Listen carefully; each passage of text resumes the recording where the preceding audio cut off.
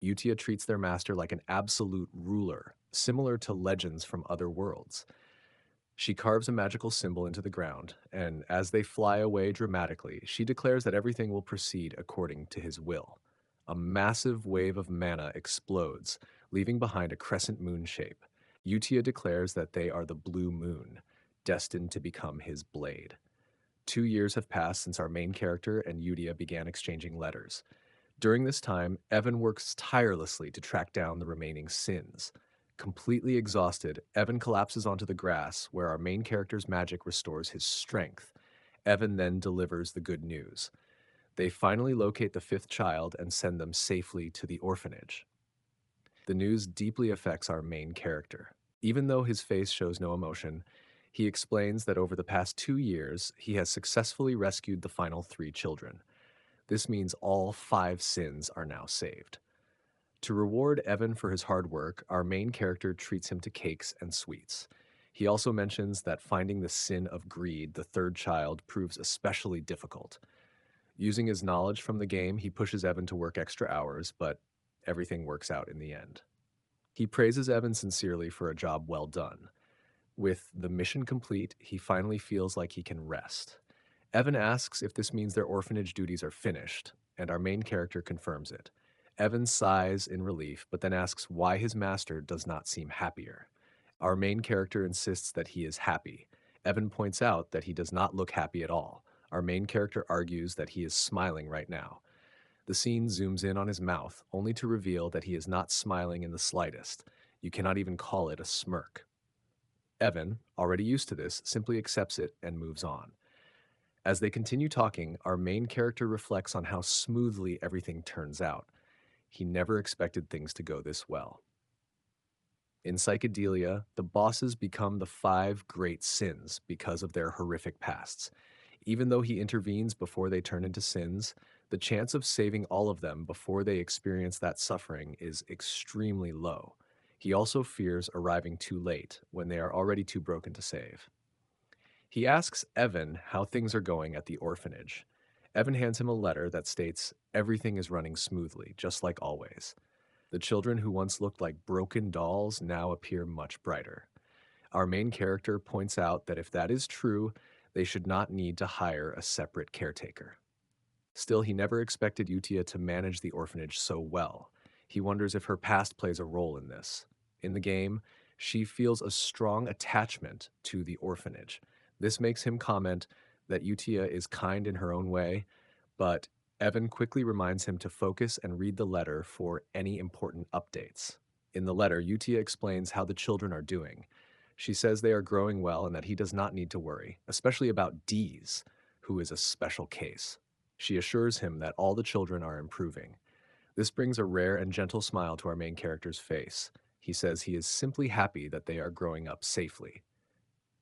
Deep down, he wonders if the environment truly matters most in an orphanage, since the children are clearly thriving.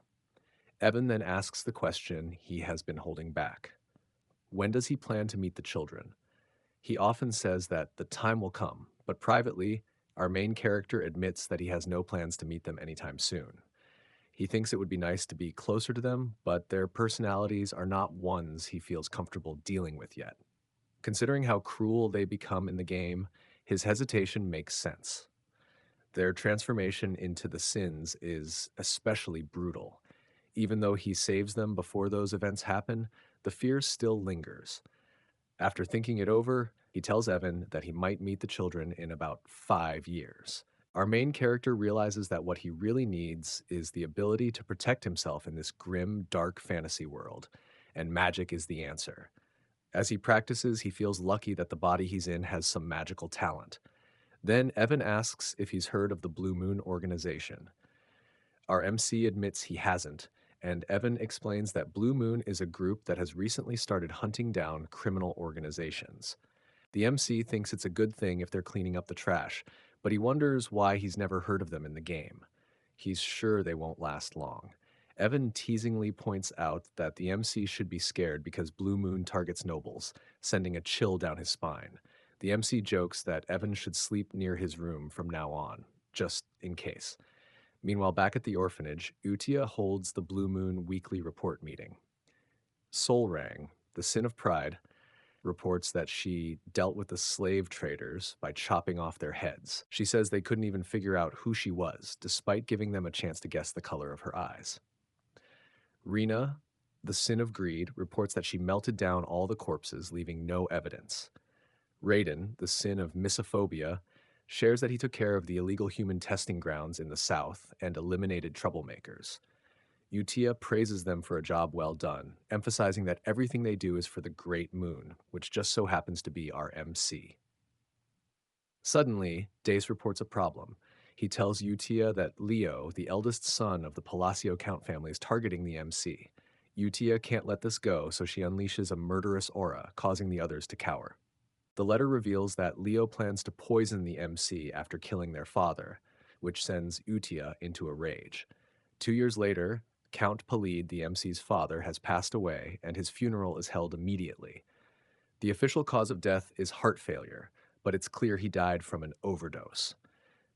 At the funeral, Leohio hears that Blue Moon has attacked one of his facilities. He asks if everyone has been wiped out again. The MC, who is eavesdropping, realizes that Leo is becoming more cautious of Blue Moon. As the funeral ends without any tears, the MC decides to slip away quietly, just as Leo gives him a suspicious glare. When Evan asks what the MC plans to do next, since Leo looks set to become the new Count, the MC is already ahead of him. He's packed his bags and tells Evan to do the same. They're planning to run away from the mess. Evan asks if the MC really plans to flee, and the MC clarifies that they're just heading downtown to lay low for a while. When Evan asks if he means the town of Rodmill, the MC confirms it. He's been eyeing Rodmill for a while. It's a small town in the south of Paleo, the perfect place to hide, especially since Leo has been giving him unsettling looks. Once in Rodmill, the MC starts enjoying life, making delicious toast, while Evan just goes along with everything like it's normal. But 3 days later, their peaceful existence is shattered when the MC is called back for his brother's funeral. He can't believe it's so soon. According to the game, Leo wasn't supposed to die yet. The cause of death is a stab through the heart, leaving the MC wondering who could have done it. He tries to ask a servant about the details, but the servant screams in fear and treats him like a mafia boss. All the servants are acting strangely, overly apologetic, and the MC wonders what's going on. As he's about to leave, Evan catches up and asks if he found out why the servants are acting so weird. Evan jokingly wonders if the MC made the Avalon Drug Organization disappear overnight. It turns out Leo was the head of that organization, and now that he's gone, it seems like the whole thing vanished without a trace. We flash back to the day the MC left for Rodmill. Inside the carriage, Evan asks why he's going to a small town like Rodmill instead of a bustling city. The MC explains that a city isn't an option for him. Rodmill is his ultimate destination, the end game in his plan. He shares that his mission is simple: save the 5 great sins from their misfortunes to prevent the world from crumbling. Plus, since Rodmill isn't part of the original story and has a villa, it's the ideal hideaway for a laid-back noble like him, where he can relax and do nothing. The MC gets serious when Evan asks him about his plans, insisting that everything he does has a purpose. But after hearing the same responses over and over, Evan calls him out, saying he always uses those lines to avoid answering questions. The MC is taken aback by how Evan has seen through his little lies. As they continue, Leo, who's been watching the MC, wonders if he should kill him or not.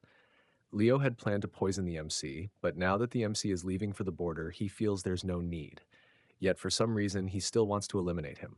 Leo orders his henchman, Alman, to follow the MC's carriage. Alman, however, asks if he's supposed to kill the MC. This surprises Leo because Alman has never questioned him before. Leo reminds Alman that his job is to obey. But before Leo can finish, Alman lunges at him, stabbing him through the heart. Leo, in shock, asks why Alman would betray him. Alman simply replies that he enjoys playing war. It turns out Alman is part of the Blue Moon organization, and his real name is hidden. He explains